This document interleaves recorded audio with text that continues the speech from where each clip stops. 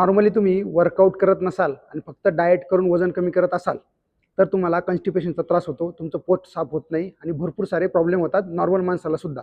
तुम्ही काय करू शकता, तर तुमचं पोट एकदम मस्त साफ होईल आणि तुम्हाला एकदम फ्रेश वाटेल. कारण जर आपलं पोट साफ नसेल तर आपला दिवस सुद्धा खराब जातो. तर मी सांगतोय ते बदल करून बघा, तुमचं वजन पण कमी होईल आणि तुम्हाला कॉन्स्टिपेशनचा त्रास पण निघून जाईल आणि तुमचं पोट पण एकदम चांगलं साफ होईल. आता काय करू शकता तुम्ही, तर तुमच्या डाएटमध्ये तुम्हाला फायबर्स ॲड करायचे. आता फायबर कशामध्ये असतात, तर भाकरीमध्ये फायबर्स असतात. सगळ्या नाचणीची भाकरी, बाजरीची भाकरी, ज्वारीची भाकरी याच्यामध्ये भरपूर फायबर असतात. ते तुम्ही तुमच्या डाएटमध्ये ॲड करा.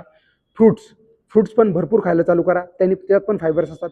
ते तुमचं वजन कमी करण्यासाठी आणि पोट साफ होण्यासाठी मदत करणार आहे.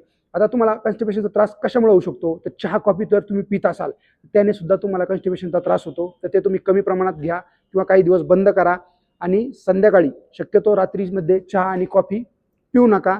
रात्री तुम्ही जर जास्तच तुम्हाला त्रास होत असेल तर इसबगोल पावडर भेटते, ती पाण्यामध्ये टाकून तुम्ही पिऊ शकता. त्याने सुद्धा तुमचं पोट एकदम मस्त साफ होईल आणि तुम्हाला कोणत्याच प्रकारचा त्रास होणार नाही. पण याच्यासोबत तुम्हाला चांगला वर्कआउट करणं ते सुद्धा गरजेचं आहे, तुमचे हार्मोन बॅलन्स होण्यासाठी आणि डायजेशन एकदम भारी होण्यासाठी. व्यायाम हा कोणताही तुम्ही 45 मिनिटं केलाच पाहिजे, ज्याने तुमचे सगळे प्रॉब्लेम सॉल्व्ह होणार आहेत आणि आजारापासून एकदम तुम्ही दूर राहणार आहेत. अजून एक मेन गोष्ट ती विसरलो मी सांगायची, ती म्हणजे तुम्ही भाजी, सुक्की भाजी तुमच्या डाएटमध्ये भरपूर क्वांटिटीमध्ये पाहिजे नाही. आपण काय करतो, पातळ भाजी खातो आणि सुक्की भाजी एकदम एवढी क्वांटिटीमध्ये घेतो. तसं न करता भरपूर सुक्की भाजी खा, तुम्हाला कोणताच त्रास होणार नाही आणि तुमचं पोट एकदम भारी साफ होईल.